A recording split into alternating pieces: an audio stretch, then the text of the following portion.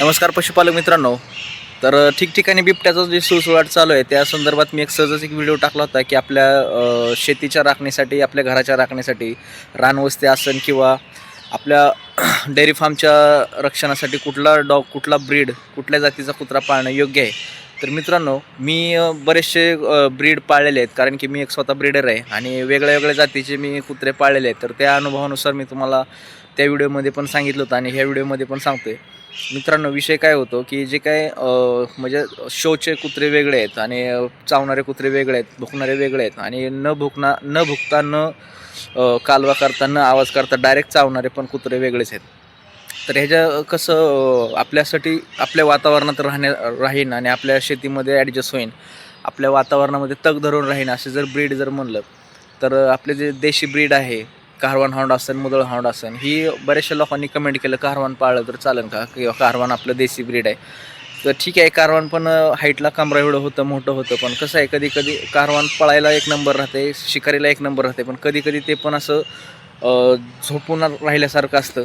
आणि कारवानला मी नावं ठेवतो असा विषय नाही, कारण की महाराष्ट्राची शान कारवान हाऊंड ही आपलं एक म्हणजे स्वतः मीच असं एक ब्रीद वाक्य तयार केलेलं आहे आणि मी स्वतः कारवानवर बरेचसे संशोधन, कारवान आपली जात टिकवण्यासाठी बरेचसे प्रयत्न केलेले आहेत आणि आमची एक संस्था आहे जिथं कारवानचं आम्ही संशोधन करतो. तर मित्रांनो, विषय असा होतो की बऱ्याचशा लोकांनी कमेंट केली की जर्मन शेपर्ड पाळला तर कसं राहीन, लॅब्राडॉग पाळला तर कसं राहीन, किंवा पिटबुल पाळला तर कसं होईल, अमेरिकन बुल एकदम ॲग्रेसिव्ह रॅगेट ब्रीड आहे ती पाळलं तर कसं राहीन. तर मित्रांनो, असा विषय येतो की जर तुम्ही जर्मन शेपर्ड जर ब्रीड पाळले तर जर्मन शेपर्डमध्ये 3 ते 4 प्रकार येतात. एक तर German shepherd long coat, German shepherd double coat, German shepherd single coat, German shepherd भुशी कोट. मग भुशी कोट म्हणजे त्याची मेंढरासारखी केस असतात आणि सिंगल कोट म्हणजे त्याला नॉर्मल केस असतात, डबल कोट म्हणजे मीडियम केस असतात आणि लाँग कोट म्हणजे सगळ्यात जास्त केस असतात. तर विषय काय होतो, लाँग कोटचं जर आपण जर्मन शेपर्ड घेतला तर त्याचं मेंटेन आपल्याला करणं लय अवघड जातं. म्हणजे त्याला ग्रोमिंग करणं, त्याच्या केसांची निगा राखणं, ही म्हणजे त्याला शॅम्पूने धुणं, ही सगळ्या गोष्टी त्यामध्ये आल्या. ज्यांना खरंच वेळ आहे, जे एकदमच हौशी लोक आहेत, जे हौशी शेतकरी आहेत, त्यांनी पाळलं तरी काही अडचण नाही. पण जे काही आपले रपणटप ज्यांना ब्रीड पाळायचे त्यांच्यानं पण जर्मन शेपर्ड पाळायचं आणि रपणटप पाळायचं तर डबल कोट, आणि ते पण जर मेंटेन नसलं होत तर आपलं सिंगल कोट कमी केसाचा. आणि जर्मन शेपर्ड म्हणजे इथं फोटोमध्ये मी दाखवलं तुम्हाला लांडग्यासारखा. तर दुसरं जे होतं लॅब्राडॉग जे आहे मित्रांनो, तर एकदम खाऊन पिऊन सुस्त असा होणारा ब्रीड आहे आणि तो फक्त मला वाटतं शोसाठी बनलेला असं ब्रीड असणार आहे. तो कधी कधी तुरळकच 100मधून एक लॅब्राडॉग ॲग्रेसिव्ह असतो, नाही तर लॅब्राडॉग एकदम फ्रेंडली आणि शक्यतो फ्लॅटमध्ये किंवा सिटीमध्ये जास्त असा हा पाळला जातो, कारण की बरेचसे कस्टमर सिटीमधले, शहरामधलेच या ब्रीडची मागणी करत असतात, ज्यांना काही जॉगिंगला, रनिंगला जायचं आहे. तर आपल्या शेतीसाठी सगळ्यात मस्त आणि बेटर असं मस्क्युलर डॉग कुठला असेल. तर लोकांनी कमेंट करून विचारलं होतं की पिटबुल पाळला तर कसं राहील. तर मित्रांनो, पिटबुल ही सगळ्यात ॲग्रेसिव्ह ब्रीड आहे. आता ॲग्रेसिव्ह म्हणलं तर बऱ्याचशा पिटबुल लवरला राग येईल, कारण की पिटबुल एक असा विषय आहे की तुम्ही पहिल्यांदा जर पाळत असाल तर पिटबुलच्या नादीच लागू नका. पिटबुलला वेळ देणारा माणूस लागतो, त्याला ट्रेनिंग पण होणं गरजेचंच आहे. आणि मी काय चुकीचं बोलतो आहे असा विषय नाही, पिटबुलला ट्रेनिंगची गरजच आहे, नाहीतर पिटबुल कधी पण मालकावरलासुद्धा ॲग्रेसिव्ह होऊ शकतो. बऱ्याचशा लोकांनी पिटबुल पाळलेला आहे, त्यांच्यासोबत तो फ्रेंडली राहतो. पण विषय काय होतो, कधी कधी म्हणण्यापेक्षा त्याला जर खाणंपिणं जरी नाही टायमा भेटलं तरी पिटबुल ॲग्रेसिव्ह होतो.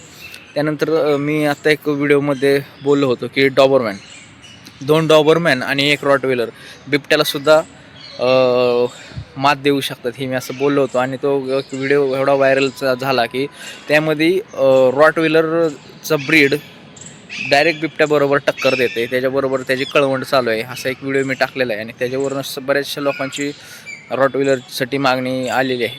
रॉटवेलर मी आत्तापर्यंत बऱ्याच लोकांना दिलेत, पण विषय काय होतं मित्रांनो, 2 डॉबरमॅन आणि 1 रॉटवेलर. डॉबरमॅनला पण बरीचशी मागणी असते. डॉबरमॅन ही एक ब्रीड एकदम चंचल आणि चपळ आहे.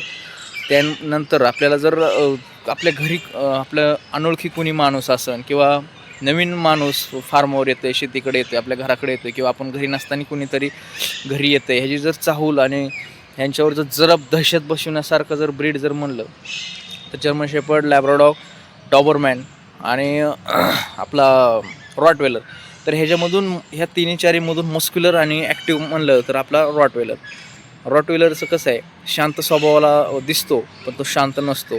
नवीन माणसाने जर काय अशा आगळ्या वेगळ्या ॲक्टिव्हिटीज केल्या तर तो डायरेक्ट अटॅक करू शकतो.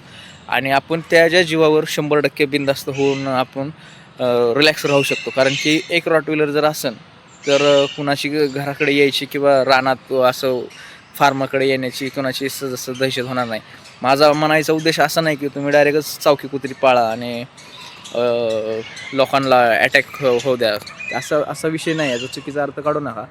कारण की आपल्याला पण माहिती असायला पाहिजे की ब्रीडिंग आपण कुठल्या ब्रीडचं कुत्रं पाळणं आवश्यक आहे आपल्या चांगल्या राखणीसाठी, चांगल्या संरक्षणासाठी. तर डॉबरमॅनचा विषय कसा असतो, त्याला मी मागच्या व्हिडिओमध्ये पण बोललो होतो. शिफ्टी नसल्यामुळे एकतर ते कुणालाच घाबरत नाही आणि ते घाबरले का नाही हे कुणालाच कळत नाही. कारण की कुत्रा जर घाबरला तर ती शिफ्टी खाली घालतो आणि डॉबरमॅनला एक तर शिफ्टीत नसल्यामुळं तो समजत नाही ह्या घाबरला का नाही घाबरला. त्यामुळं पुढचा जो काय तुमचा लांडगा असेल, कोल्हा असेल, जी काही इतर मोठे मोठे कुत्रे असतील तर ते त्याला ऑटोमॅटिक घाबरून जातात, पळून जातात आणि त्याचं भुकणं एकदम खतरनाक राहतं. आणि विषय काय असतो, लॅब्राडॉग हा जो आहे तो सुस्त आणि मस्त असतो. त्यामुळं तो जास्त भुकत नाही. कधी कधीच भुकतो, कधी कधीच चावतो, पण ॲक्टिव्ह असतो. नवीन माणूस आला तर तो भुकतोच. कारण की विषय काय असतो, ही जी ब्रीडचे जे डॉग आहेत, आपण गावरान कुत्र्यांना किती जरी जीव लावला, ह्याचा असा अर्थ घेऊ नका की गावरान कुत्री पाळायचीच नाही, असा चुकीचा अर्थ घेऊ नका. गावरान कुत्र्यांचा विषय एक असा असतो, त्यांना आपण किती जरी जीव लावला, खायला पिला टाकलं तरी ते कधी ना कधी शेजाऱ्यांच्या दारात जाणार, अख्खा गावभर चक्कर मारून येणार. तर आपले ही ब्रीडचे जे डॉग आहेत तर ह्यांचा विषय वेगळा असतो की ही लिमिटेड जागेमध्येच त्यांना जेवढा आपला क्रायटेरिया माहिती असतो किंवा त्यांना जेवढा आपण एरिया दाखवलेला असतो त्याच एरियात, लिमिटेड एरियामध्येच ते राहतात. आणि तुम्ही जर त्यांना जर बाहेर कुठं न्यायचं म्हणलं तर ती तुमच्या मागं येऊ शकतात किंवा मनानेच ते इकडे गेले तिकडे गेले असं होत नाही. त्यांना एक त्यांची एक लिमिट असते. त्यामुळं ही ब्रीडची आपल्याला फायद्याची ठरतात. तर विषय असा होतो की ह्याच्यामधून तुम्ही साईड बिझनेस पण करू शकता.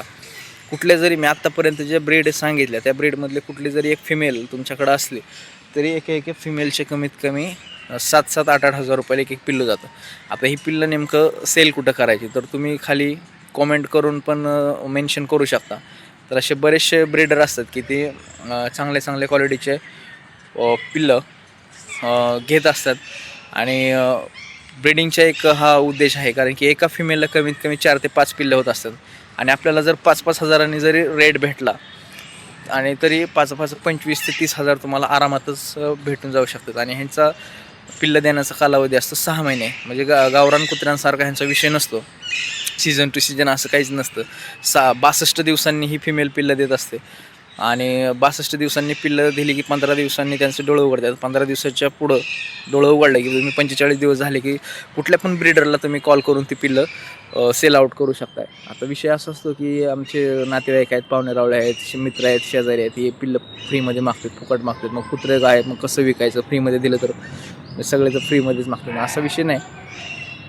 तुम्ही पूर्ण लॉटच एखाद्या व्यापाऱ्याला, ब्रीडरला तुम्ही बुक करून त्यांच्याकडून टोकन अमाऊंट घेऊ शकता. ही एक ब्रीडिंगचा विषय आहे, एक साईड बिझनेसचा विषय आहे. आणि बरेचसे महाराष्ट्रात असे गावागावात असे ब्रीडर आहेत. कारण की आत्ता एवढं ह्या बाबतीमध्ये लोक हुशार झालेले आहेत की ब्रीडर बरेचसे आहेत. तुम्ही अनेक ब्रीडरांना कॉल करू शकता. बरेचसे ब्रीडर आहेत. तुम्हाला एक ब्रीडर समजा मी एक ब्रीडर आहे, जरी उद्या मी जरी डॉग ब्रीडिंगचा व्यवसाय बंद केला तरी असंख्य असे ब्रीडर आहेत की त्यांना 365 दिवस पिल्लं लागत असतात. कारण की ही पिल्लं कर्नाटक, आंध्रा, पंजाब कुठं पण ब्रीडिंग हे क्षेत्र एवढं व्यापक आहे. तुम्ही फक्त आता शेतकरी आपली गाई म्हशी आणायला पंजाब हरियाणाला जातात. ही पिल्लं कर्नाटक, आंध्रा, केरळ, तामिळनाडू सगळ्या ऑल इंडियामध्ये सगळीकडे पिल्लांची रोजच्या रोज देवाणघेवाण चालू असते. तर तुम्ही असं साईड बिझनेसच्या ह्याच्यातून पण हे पाळू शकता. कारण की शेतकऱ्यांकडे मोठा पेस असतो, मोठी जागा असते आणि त्यांना फिरण्यासारखं, वाढण्यासारखं पोषक असं वातावरण असतं. फिडिंगचा विषय असतो की त्यांना नेमकं काय द्यायचं. म्हणजे आपल्याला असं एक समज असतो शेतकऱ्यांना की इंग्लिश कुत्रं म्हणलं की त्याला फक्त ती पेडिग्रीच लागत असेल किंवा त्याची जी काय बिस्किट असते तीच लागत असेल, असा काही विषय नसतो मित्रांनो. ते पिल्लू असल्यापासूनच तुम्ही त्याला घरगुती खाण्याची चांगली सवय लावू शकता. तर ते उत्तम पद्धतीने आपल्या नॉर्मल फिडिंगवर सुद्धा राहू शकतं. तर असा विषय असतो. तर तुम्ही रॉटविलर पाळू शकता, जर्मन शेपर्ड पाळू शकता. आणि विषय असा आहे की आपल्या वातावरणामध्ये न राहणारं ब्रीड म्हणजे ते आहे हस्की. कारण की हस्की हे बर्फाळ प्रदेशामधलं असल्यामुळं आपल्या इथलं वातावरण त्याला सूट होत नाही. आणि जरी हिवाळ्यामध्ये तुम्ही म्हणता वातावरण सूट होईल, जरी सूट झालं तरी ते कमीत कमी 5 ते 6 कोल्हे एकदाच कसं इवळतं तशा पद्धतीने ते इवळायला लागतं.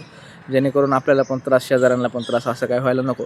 त्याच्यामुळे जे काय मी जे स्वतः पाळलेले ब्रीड आहेत त्यांच्याबद्दलचीच तुम्हाला मी माहिती सांगितलेली आहे. तर तुम्ही ह्यापैकी कुठलं पण ब्रीड तुमच्या आवडीनुसार पाळू शकता. German shepherd, rottweiler, doberman, pomeranian, pug, husky तुमच्या रिस्कवर तुम्ही पाळा आणि पिटबुल तुमच्या रिस्कवर तुम्ही पाळू शकता. मित्रांनो, माहिती कशी वाटली कमेंट करून नक्की कळवा. व्हिडिओ शेवटपर्यंत पाहिल्याबद्दल धन्यवाद. आणि आणखीन कुठल्याविषयी माहिती पाहिजे डॉगच्या बाबतीत ती मला नक्की कळवा. चॅनलला नवीन असेल तर चॅनल सबस्क्राईब करा. थँक्यू.